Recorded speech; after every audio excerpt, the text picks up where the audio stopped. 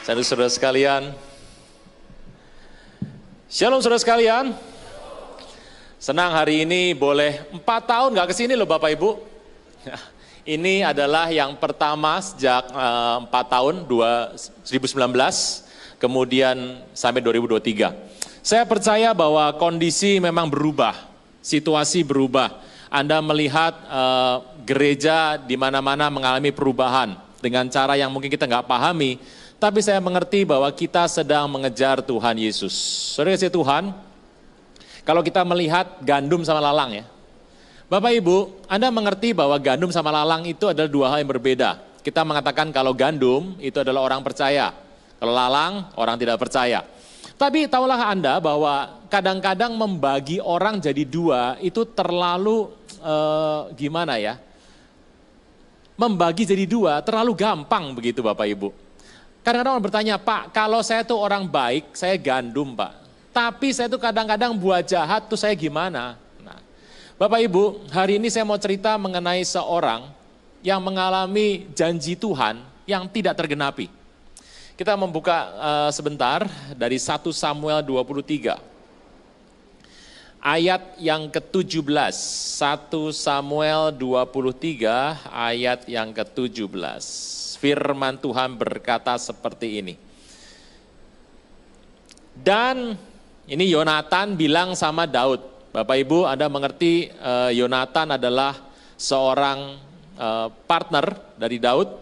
Dan satu ketika waktu Daud berlari di padang gurun, di Zif, Daud takut karena Saul itu mau mencabut nyawa Daud. Kemudian setelah dia bertemu dengan Yonatan, Yonatan bilang sama Daud, ayat 17.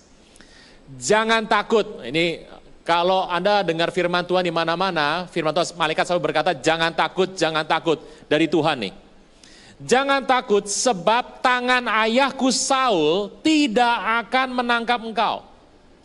Yonatan bernubuat terhadap Saul supaya hari itu Daud dikuatkan. Dan Yonatan berkata, tangan papiku Saul gak bakal nangkap kamu. Dan dia memberikan tanda. 1, engkau akan menjadi raja atas Israel. Terjadi enggak Bapak Ibu? Ya jadi. Dia katakan apakah tangan Saul mendapati Daud? Walaupun dapat tapi enggak pernah bisa dipegang.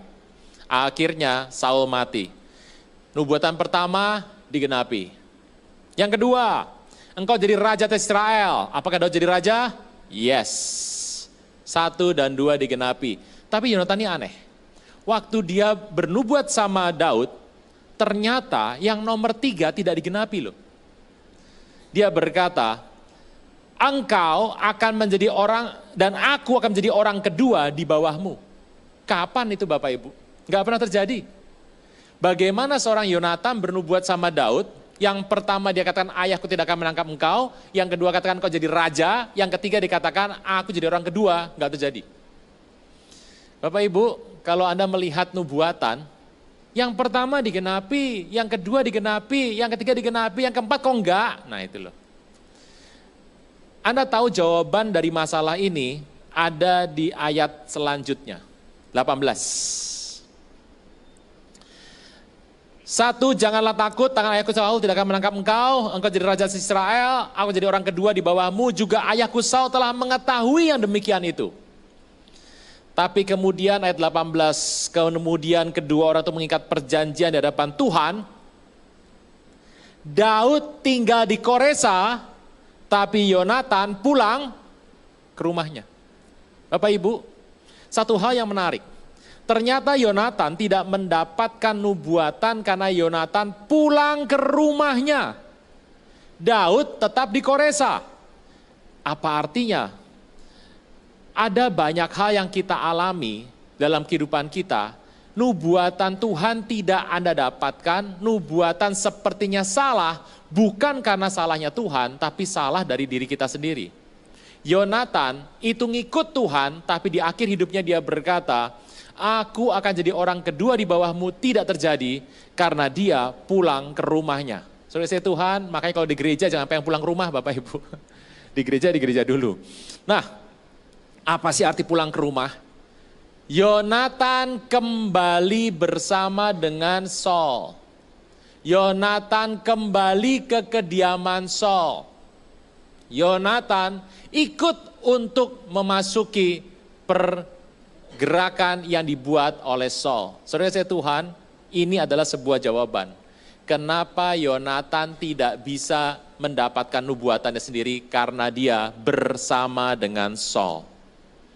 Saudara saya Tuhan, saya mengerti kita harus mengambil ini jauh lebih dalam. Kalau Anda ingin mengikuti kehendak Tuhan, rencana Tuhan, ada banyak dalam kehidupan Anda yang Anda harus singkirkan. Anda yang sudah mengerti ini kadang-kadang berkata, ya Pak, aku mengerti. Saudara Tuhan, Yonatan adalah seorang anak yang baik. Dia mengikuti ayahnya untuk berperang, dia menjadi orang kedua di kerajaan Saul, tapi waktu dia ingin berpindah kepada Daud, dia tidak mendapatkan. Nah, hari ini saya mau menceritakan mengenai apa sih yang terjadi dalam hidup seseorang jika dia memiliki sahabat yang salah. Banyak orang bersahabat, bersekutu dengan orang yang salah. Kita kadang-kadang mendapatkan satu rencana Tuhan, kita sudah kerjakan, kok bisa gagal Pak? Dari ribuan alasannya, ada satu yang jarang dijelaskan di rumah Tuhan, adalah karena Anda salah bersekutu. Anda mungkin, oh ini kan tapi saya teman Pak. Firman Tuhan berkata bahwa engkau harus hati-hati dalam hal itu. Saudara Tuhan, kita akan belajar dari Yosafat. Yosafat adalah seorang raja di Israel dan kedudukannya bagus sekali. Dia raja mencintai Tuhan, dicintai Tuhan, raja yang menyembah Tuhan dan membangun banyak bangunan di Israel. Dan Yosafat dikenal sebagai raja yang baik. Tetapi Yosafat itu punya satu kelemahan, yaitu salah memilih teman. Nah ini Yosafat nih, kadang-kadang kita juga seperti itu. Seperti Yosafat, kadang-kadang Tuhan juga berkata kepada kita supaya kita baik-baik memilih teman. Saya teringat waktu dulu ada, ini mau pemilihan presiden lagi tahun depan ya. Jadi tahun ini sedang bersiap-siap. Dulu, saya tidak perlu cerita presiden ini siapa. Waktu diadakan pemilihan presiden, lalu calon presiden sudah siap, dia pergi ke Pacitan. Nah, Anda tebak saja presiden siapa ya, ke Pacitan. Kemudian dia itu diliput oleh media. Wah. Di Pacitan itu disediakan makanan, dia duduk di sana, kemudian udah siap ibunya duduk, dan calon presiden ini sungkem depan ibunya. Ini orang Jawa biasanya sungkem sebelum mendapatkan peristiwa besar, perkara besar sebelum tarung, sungkem sama ibunya. Dia berkata, ibu, anakmu mohon restu. Wah, kan duduk gitu, menyembah begitu. Anda harus dengar apa kata ibunya. Dia cuma mengelus anaknya sambil berkata, yo, saya terjemahkan nanti Bapak Ibu tenang. Yo, sing hati-hati yo ngger, mengko yen milih konco, yen milih menteri, sing hati-hati. Itu terjemahannya ada, sebentar. Dia berkata, anakku sayang, ya ibu merestui. Kau berhati-hatilah, nanti kalau pilih pembantu-pembantumu menteri, yang hati-hati ya nak. Anaknya cuma bilang, nggih. Nah, terus dikasihlah berkat. Untung ibu tidak bisa bahasa Inggris Bapak Ibu. Kalau dia bahasa Inggris dia pasti berkata, choose your companion with care, you become what they are. Saudara Tuhan, itu hal yang bagus sekali sebagai sebuah pertanda. Ibu ini berkata kepada anaknya, milih teman yang hati-hati. Nah sekarang saya mau cerita bagaimana Yosafat memilih teman baiknya. Yosafat raja baik, mencintai Tuhan, dicintai Tuhan, tapi ingat dia punya satu kelemahan, selalu salah milih teman baik. Raja ya, salah milih teman baik. Kita membuka firman Tuhan dalam 2 Tawarikh 20. Firman Tuhan di 2 Tawarikh 20. Nah, ayat ke-37. 2 Tawarikh 20, ayat ke-37. 35 saja. Kemudian Yosafat Raja Yehuda bersekutu dengan Ahazia. Siapa Raja Ahazia? Ahazia adalah anak dari Ahab. Bapak Ibu, kenapa saya bilang bahwa Yosafat salah memilih teman? Karena Yosafat yang pertama, besanan. Zaman sekarang nggak cuma cari mantu, hati-hati loh. Cari mertua juga hati-hati. Cari besan juga hati-hati zaman sekarang. Zaman dulu sudah ada besan salah cari. Yosafat cari Ahab. Ahab dikenal sebagai raja yang lemah sekali dan punya istri yang super power, hati-hati. Hari itu salah milih orang. Yosafat besanan sama Ahab. Nah, ini sekarang Ahazia adalah anak dari Ahab. Dia bersekutu dengan Ahazia, raja Israel, anak Ahab yang fasik perbuatannya. Ia bersekutu dengan Ahazia untuk membuat kapal-kapal yang dapat berlayar di Tarsis. Kapal itu dibuat mereka di Esion Geber. Tapi Eliezer bin Dodawa dari Maresa bernubuat terhadap Yosafat, katanya, karena engkau bersekutu dengan Ahazia, maka Tuhan akan merobohkan pekerjaanmu, lalu kapal-kapal itu pecah dan tak dapat berlayar ke Tarsis. Saudara saya Tuhan, apa yang kejadian dalam hidup seseorang kalau dia salah memilih rekan, salah memilih teman? Jawabannya adalah usahanya bisa gagal. Itu satu Anda. Ini kok mau sudah bikin partner, sudah cari sampai 6 kali, gagal semua. Salah milih rekan, teman bisa gagal. Hidup manusia, menurut saya 80% itu dikuasai oleh memilih manusia. Anda hidup itu cuma yang 80% cuma 2. 1, milih teman-teman. Yang kedua, milih pasangan. Nah, Anda pikir baik-baik ya apa enggak? Pilih pasangan sama milih teman-teman. Itu 2 hal yang berat dalam hidup manusia. Kalau Anda salah yang cara pilih rekan, usahamu bisa gagal Bapak Ibu. Firman Tuhan berkata, engkau bersekutu dengan Ahazia. Ada yang berbeda antara bersekutu dengan bergaul. Anda harus bergaul dengan semua orang, Anda bergaul dengan siapapun tanpa memandang derajat. Tetapi bersekutu itu membagi diri Anda dengan orang lain termasuk iman Anda. Ya, kamu sekarang ikut aku ya. Kamu sekarang ke gereja, ya minggu depan aku ikut kamu ke X gitu. Bapak Ibu hati-hati. Oh enggak apa-apa kok, sudah sampai hari ini enggak apa-apa, sudah 2 tahun enggak apa-apa. Ya 1 hari datang masalah dalam hidup Anda. Pikir nomor 1 yang baik adalah jangan bersekutu dengan orang fasik. Anda boleh bergaul, Anda boleh dekat, Anda boleh kenal, tapi jangan bersekutu. Bersekutuan dengan orang fasik akan menggagalkan pekerjaan Anda. Nih lihat, hari itu kapal-kapal jejer di Esion Geber. Tiba-tiba ada gelombang laut dan menghancurkan, menabrakan kapal ke bandar dan kapal itu pecah semuanya. Harganya berapa Pak? 1/3 harga kerajaan. 1/3 harga kerajaan. Habis semuanya. Dan hari itu Eliezer mengatakan bin Dodawa, engkau melukakan hati Tuhan.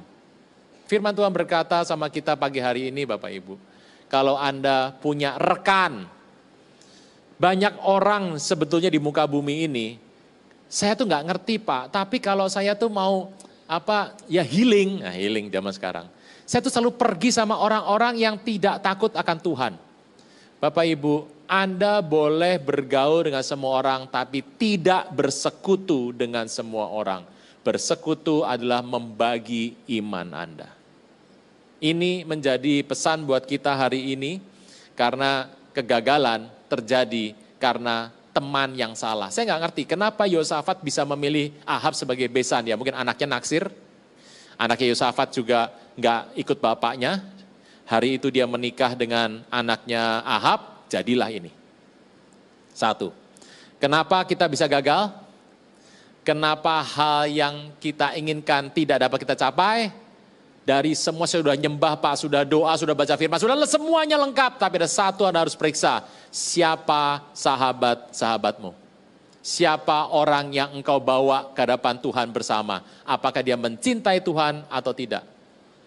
Saudara saya Tuhan, kadang-kadang hidup kita ini banyak disusahkan dengan hal yang gak penting ya. Kita bertemu dengan orang-orang, kita bersekutu dengan mereka, dan kita berpikir Tuhan masih di pihak kita. Nomor 1, persahabatan yang salah, persekutuan yang salah akan menimbulkan kegagalan dalam usaha Anda. Saudara Tuhan, ini penting untuk Anda mengerti. Nomor 2, nih. Amsal 18 ayat 24. Amsal 18 ayat 24. Firman Tuhan berkata seperti ini. Ada teman yang mendatangkan apa? Ini menarik nih. Banyak orang mengalami kecelakaan atau bencana karena ada bersama dengan orang yang salah. Nah ini nih. Itu gimana Pak? Nih, kalau Anda mengerti bahwa itu sering terjadi dalam hidup seseorang, Alkitab berkata berkali-kali bahwa banyak orang mengalami kecelakaan karena kehidupan yang salah. Contohnya siapa Pak? Yunus. Saya mau tanya, kenapa satu kapal Yunus ngalami bencana? Karena ada satu orang yang lari daripada Tuhan. Yunus lari daripada Tuhan, kemudian satu kapal digoncang toh. Nah, Bapak Ibu Anda bisa bayangkan itu. Bencana atau kecelakaan akan menimpa orang yang fasik perbuatannya. Nah, kalau kita ada di kapal bersama orang itu, kita semua akan kena celaka. Paulus mengatakan, malaikat berkata, hanya karena di kapalnya ada engkau, ada Paulus, maka seluruh kapalnya akan selamat karena ada engkau. Anda bisa bayangkan satu orang bertobat bisa menyelamatkan satu kapal. Tapi Yunus karena dilari daripada Tuhan membuat musibah atas satu kapal. Saudara Tuhan, persahabatan yang salah akan membuat bencana atau kecelakaan. Peristiwa ini terjadi waktu saya masih kuliah. Oh ini berarti 30 tahun yang lalu ya, 30 tahun yang lalu. Masih kuliah. Saya itu, hari itu hati saya mulai dekat sama Tuhan. Dan saya ingin menyembah Tuhan, ingin melayani Tuhan. Caranya masih baru. Lalu saya tuh aktif lah, kalau ada PD ya saya ikut. Satu hari karena saya sering hadir, saya dijadikan sebuah pra pengerja, ada pra pengerja. Hari itu, saya itu kalau duduk di ibadah, melayani begitu ya. Ada seorang rekan dari fakultas yang lain yang duduk di belakang. Rajin, datangnya tiap minggu ibadah. Selalu membuka Alkitab. Nah, waktu itu jarang, orang bawa Alkitab kampus jarang tuh Bapak Ibu, yang masih cetakannya seperti ini. Nah kemudian dia duduk dan saya melihat nih orang kok baca Alkitab. Wah ini bagus nih, menurut saya bagus. Apa yang terjadi? Kemudian setelah berapa kali saya melihat dia, saya tuh berusaha ke belakang untuk melihat dia tuh baca apa. Betapa kagetnya saya karena dia baca adalah sebuah buku komik. Jadi bukunya 2, begitu kan. Nah saya tuh kaget. Nah itu jadi perbincangan di antara teman-teman sepersekutuan. Hari itu orang nggak mau ada yang temenan sama dia. Ya tahu aneh begini yo, baca orang lagi ibadah malah baca komik gitu, pakai depannya Alkitab. Oleh karena itu mulailah orang menjauhi dia. Nah dia tuh berasa dijauhi. Dia berasa sekali dijauhi. Karena orang menjauh, nggak ada yang mau temenan sama orang ini. Masalahnya kan saya masih baru. Saya mau menjauh tuh nggak bisa. Nah dia tuh nempel sama saya. Karena saya dipikir mau membuka hati sama dia. Dia deketin saya, lah saya tuh susah nolak orang waktu itu. Saya pikir kalau nolak nanti dosa. Kalau nggak ditolak, udah jangan deket sama dia. Iya, tapi iya tuh susah sekali. Akibatnya kemanapun di kampus saya pergi, dia ikut saya. Kalau lagi makan meeting di sebuah tempat gitu ya. Lagi ngobrol, datang dia. Teman saya bilang, "No, teman lu datang no." Saya liatin, aduh. Jadi kemudian tersebarlah berita di antara rekan-rekan persekutuan bahwa dia tuh teman saya. Saya nggak temenan sama dia, tapi saya tuh berasa aduh gak enak gitu loh. Masalahnya ini orang ikut saya sampai ke kelas. Nah di kelas kan dia absen, jadi dia duduknya di depan kelas tuh, di luar. Zaman dulu biasa kalau wanita di kelas, gitu, yang pria pacarnya di depan. Nanti kalau pulang bareng gitu. Atau yang pria di depan, yang wanita di luar kelas, duduk di depan di luar kelas, begitu bubar kelasnya bareng-bareng pulang. Lah saya di dalam kelas, di depannya pria juga duduk nunggu saya. Teman saudara yang usilnya bukan main, saya udah rasa nggak enak sekali loh. Sampai yang paling parah, dia ngikutin saya sampai ke toilet. Wah, hari itu saya sudah putuskan, saya nggak mau ikut lagi. Saya mau sungguh-sungguh sama Tuhan, tapi gimana caranya? Lah akibatnya saya lari-lari aja. Satu hari, mungkin karena sudah lama gak ketemu saya, dia samperin saya ke kos saya. Nah, waktu dia datang, teman saya buka, lihat wajah dia teriak, Aruna, tutup cekrek. Semuanya tutup pintu. Waduh, dia ketok kamar saya, terpaksa saya yang keluar. Dia ngobrol sama saya di meja makan dan dia berkata segala macam dan akhirnya saya berkata begini, gini ya, bukan apa-apa. Kalau kamu tuh harus begini yang baik begini, kalau kamu gak berubah ya saya gak jadi teman, gak bisa. Wah, udah lama tuh ngobrol, akhirnya dia bersumpah mati. Ya aku akan berubah, hari ini pergi makan sama aku. Saya tuh nggak pengen makan satu meja sama orang yang bermasalah. Saya bilang nggak bisa, tolonglah begini. Karena saya nolak, dia teriak di kos itu. Aruna nggak mau makan sama saya. Waduh. Setelah itu saya bilang begini, ya sudah gini saja.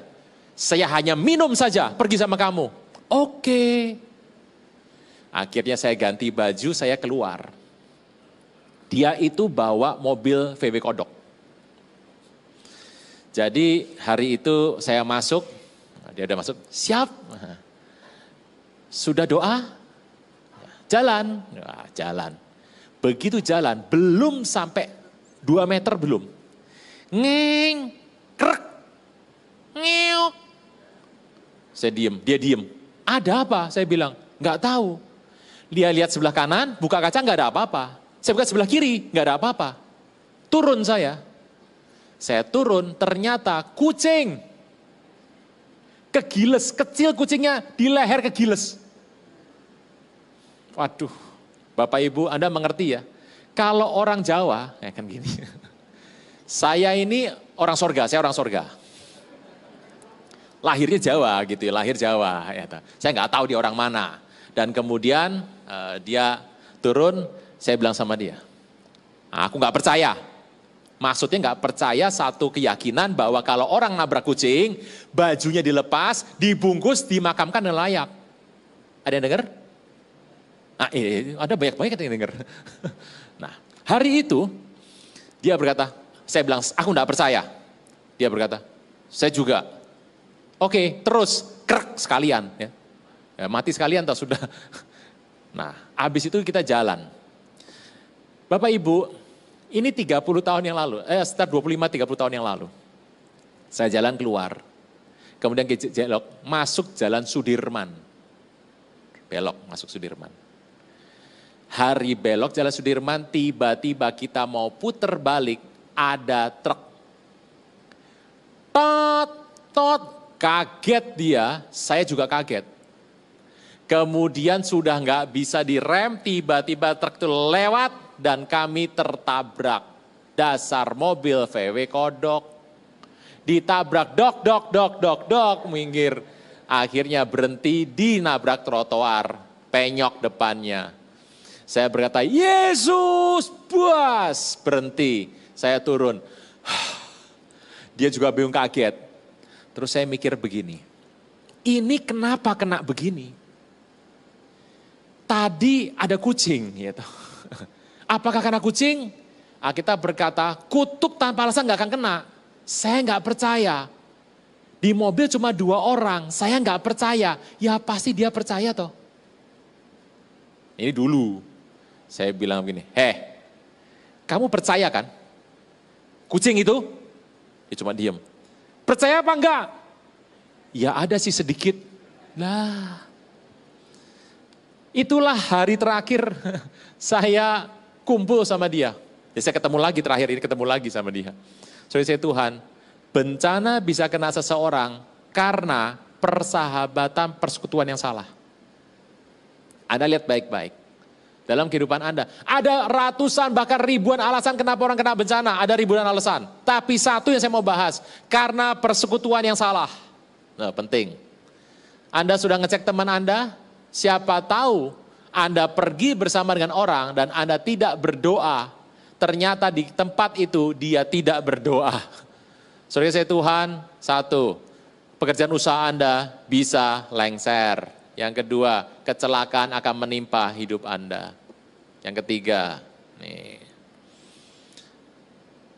2 Raja-Raja 3. 2 Raja-Raja 3. Ini peristiwa di mana Yoram, nah ini sulit ya. Yosafat itu join sama Ahazia, dia hancur pekerjaannya. Dia join sama Yoram. Yoram siapa? Anaknya Ahab. Ahab itu mati, digantikan anaknya dan gantikan anaknya lagi. Yoram. Kita masuk di ayat ke-12. Berkatalah Yosafat, memang padanya ada firman Tuhan. Sudah itu pergilah Raja Israel dan Yosafat Raja Edom kepada Elisa. Jadi Elisa itu adalah murid dari Elia. Dia bertemu dengan Yoram, anak dari Ahab. Wah ini mantep ini. Anaknya ketemu sama muridnya. Gurunya sama bapaknya musuh besar. Berkatalah Elisa pada Raja Israel. Apa urusanku dengan engkau? Pergilah pada nabi ayahmu dan kepada nabi ibumu. Elisa begitu melihat Yoram. Dia langsung berkata. Apa urusanmu dengan aku? Pergi pada nabi ayahmu dan ibumu. Raja Israel Yoram berkata padanya, jangan begitu toh. Sebab Tuhan memanggil ketiga raja itu menyerahkan mereka dalam tangan orang Moab. Kami sudah menderita hampir mati. Berkatalah Elisa, Anda dengar baik ini. Demi Tuhan semesta alam yang hidup yang di hadapannya aku menjadi pelayan. Jika tidak karena Yosafat Raja Yehuda, maka sesungguhnya aku ini tidak akan memandang dan melihat kepadamu. Ini penting. Maka sekarang jemputlah bagiku seorang pemetik kecapi, pemain gitar. Waktu pemetik kecapi bermain kecapi, kekuasaan Tuhan meliputi dia. Elisa adalah nabi yang luar biasa. Elisa bisa berbuat tanpa iringan kecapi. Elisa adalah nabi yang luar biasa, dia membuat 32 mujizat. Elia cuma 16. Elisa 32, ini luar biasa sekali. Tetapi untuk hari itu, Elisa tidak bisa bernubuat. Sepertinya suasananya mencekam sekali. Dia membutuhkan pemetik kecapi, pemain gitar untuk membuka suasana di tempat di mana dia ada. Kenapa suasana menjadi seperti itu? Karena Yosafat membawa Yoram, membawa Raja Edom. Anda pikir, kita ini mau nyembah Tuhan. Di gereja, Anda bisa bawa siapa aja. Tetapi dalam persekutuan yang penting, dalam pekerjaan Tuhan, dalam rencana Tuhan, Anda lagi berdoa, Anda harus seorang diri. Kalau Anda membawa orang, suasananya akan berubah. Beda loh, kalau gereja beda ya. Anda datang ke gereja ini, orang dijamah, boleh. Tetapi dalam acara tugas Tuhan, Anda tidak bisa membawa sembarang orang. Hari itu Yosafat datang, Yoram datang, Elisa melihat Yoram, hari itu dia tidak bisa melakukan nubuat. Yang ketiga, apa kendala, apa yang terjadi apabila orang melakukan persekutuan yang salah? Kerohaniannya menjadi kering dan sulit mencari Tuhan. Pak, kenapa saya nyembah Tuhan tuh mentok ya? Cek teman-teman Anda. Cek kesukaan Anda. Kalau Anda sukanya sama orang yang tidak menyembah Tuhan, tidak cinta sama Tuhan, hidupmu akan sulit mencari Tuhan. Makanya orang kalau habis bertobat, habis dibaptis, kemudian kan ikut Tuhan ya. Kalau teman-temannya tidak banyak orang yang mencintai Tuhan, kehidupannya akan sulit loh. Bapak Ibu, Anda mengerti ini? Kehidupan yang sulit itu, Anda bertanya-tanya, kenapa sih teman Anda? Teman Anda yang salah. Anda mungkin bisa mengatakan, nanti dia akan bertobat. Itu kalau Anda menguasai situasi. Kalau tidak, Anda dikuasai, ya kondisi seperti tadi itu. Firman Tuhan berkata, engkau akan sulit mencari hadirat Tuhan Karena banyak orang di sekitar Anda yang sulit. Makanya kenapa sih pujian penyembahan itu penting? Kenapa orang menyembah Tuhan itu adalah hal yang penting dalam hidup Anda? Anda membuka suasana, membuka situasi supaya engkau bisa ketemu Tuhan. Firman Tuhan hari ini berkata kepada kita sekalian. Saudara saya Tuhan, yang pertama, kalau orang melakukan persahabatan yang salah, mungkin dia bukan lalang. Tapi Pak, kalau dibilang gandum, ya saya semi gandum gitu ya. Apa yang akan saya alami? Satu, gagal dalam usaha. Pak, emang kalau teman saya cinta Tuhan semua gak gagal? Lah ya gini ya Bapak Ibu, orang kalau temannya semua cinta Tuhan, itu aja berhasil belum tentu. Lah apalagi kalau temannya tidak cinta Tuhan. Nomor satu, gagal dalam usaha. Biasanya usaha yang Tuhan berikan dalam hidupnya. Nomor satu, cek persekutuan kita jangan sama orang yang fasik. Bergaul boleh Pak, bergaul harus. Dua, ada bencana atau kecelakaan yang tiba-tiba datang dalam hidup Anda. Kok saya ngalami ini Pak ya, cek dulu dengan siapa Anda bergaul. Nomor tiga, kerohaniannya kering, sulit mencari Tuhan. Kenapa? Karena di samping-samping ada orang yang membenci Tuhan. Firman Tuhan datang sama kita untuk kita mencari persahabatan yang benar. Saudara saya Tuhan, cari teman yang baik, cari teman yang benar, cari teman yang mencintai Tuhan, supaya iman Anda dibangun untuk menyembah Tuhan. Amin. Saudara saya Tuhan, firman Tuhan ini penting Anda dengarkan untuk Anda mengerti. Anda cek tiap hari, apa ya yang masih kurang dalam hidup saya. Mungkin ini sudah, itu sudah. Tapi kadang-kadang yang orang tidak mendapatkan satu hal yang pasti adalah persahabatan, persekutuan yang salah. Ada banyak orang di muka bumi ini, kalau ditanya, apa Pak untuk kita bisa berhasil, apa poinnya, apa pesannya? Saya tidak tahu pesan untuk orang yang berhasil itu apa. Ada ribuan pesan yang Tuhan berikan. Tapi saya tahu satu hal, berusaha menyenangkan semua orang adalah kesalahan. Orang yang berusaha menyenangkan semua orang, gagal hidupnya Bapak Ibu. Hari ini, mari kita di sini sebagai orang yang mencintai Tuhan, baiklah kita bicara mengenai hal yang penting dalam hidup kita.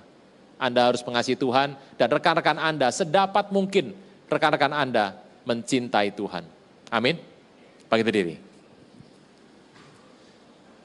Yang membelah laut dan teduhkan badai, yang mustahil pun terjadi karena kuasa-Mu yang pegang hidupku dan buka jalan bagiku. Kau pembuat mujizat terjadi. Membelah laut dan teduhkan badai, yang mustahil pun terjadi karena kuasa-Mu yang pegang hidupku dan buka jalan bagiku. Kau pembuat mujizat terjadi. Saudara, angkat lagu ini bersama-sama supaya hidup kita makin menyembah Tuhan. Yang membelah laut dan teduhkan badai, yang mustahil pun terjadi karena kuasa-Mu yang pegang hidupku dan buka jalan bagiku. Kau pembuat mujizat terjadi. Yang membelah laut dan teduhkan badai, yang mustahil pun terjadi karena kuasa-Mu yang pegang hidupku, yang buka jalan bagiku. Kau pembuat mujizat terjadi. Kira-la bara-la bara-la bara syandara-la bara-la bara.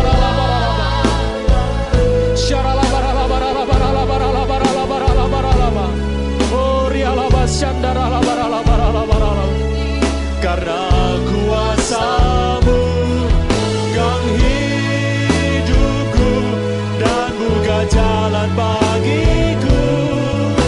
Kau membuat mujizat terjadi. Bapa, dalam nama Tuhan Yesus, kami berjalan di muka bumi ini. Kadang kami tidak memahami betapa Engkau mengasihi kami. Kami sering bersekutu, bergaul dan berteman, bahkan semakin dekat dengan orang-orang yang tidak mencintai Tuhan. Terkadang kami tidak mengerti, kami tidak paham, kami mengira bahwa semua terjadi karena kebetulan. Tetapi Tuhan datang pada pagi hari ini memberi kami pengertian bahwa persahabatan persekutuan salah bisa membawa malapetaka dalam kehidupan kami. Kerohanian kami kering, menjadi sulit mencari Tuhan. Bencana kecelakaan kerap menimpa kami, dan apa yang Tuhan perintahkan pada kami untuk kami buat bisa gagal. Terkadang kami berdoa dan berdoa, kami menanya kepada Tuhan dan tidak ada jawaban. Tapi satu hal ini adalah kebenaran. Orang yang bersekutu dengan orang yang fasik perbuatannya, bukan orang sembarangan Bapak Ibu, orang yang fasik perbuatannya, justru dalam kehidupannya tidak mendatangkan berkat. Justru dalam kehidupannya tidak mendatangkan satu kenikmatan. Anugerah Tuhan limpah dalam kehidupan ini. Satu hal Tuhan berikan, Tuhan adalah pembuat mujizat terjadi. Dia yang membelah laut, Dia yang teduhkan badai. Satu hal Tuhan katakan, biarlah Tuhan adalah menjadi sahabatmu yang terutama. Tuhan menjadi yang paling tinggi. Engkau mengenal Dia sebagai Tuhan dan Raja. Engkau yang mengerti bagaimana Tuhan berkarya dalam kehidupanmu. Biarlah hari ini Engkau buka hatimu untuk Tuhan. Firman Tuhan datang sama kita untuk kita mengerti, supaya kita paham betapa Tuhan inginkan Anda dan saya menjadi sahabat persekutuan yang baik dengan Tuhan. Saudara saya, Tuhan, anugerah Tuhan ini limpah dalam kehidupan kita. Tidak dihitung dari bagaimana engkau bergaul, tidak dihitung bagaimana engkau berjalan mencari orang, tapi bersekutulah dengan orang yang benar. Anugerah Tuhan limpah dalam kehidupanmu. Bapa di sorga, dalam nama Tuhan Yesus, Engkau memberkati umatmu berlimpah-limpah. Satu persatu dari depan sampai belakang, kanan sampai kiri. Engkau memberikan kami pengertian untuk kami bisa mencari orang yang benar. Kalau kami ingin usaha kami berhasil, kalau kami ingin tidak ada bencana dalam kehidupan kami, kalau kami ingin hasrat rohani kami begitu besar depan Tuhan, kami tahu dengan siapa kami harus bergaul.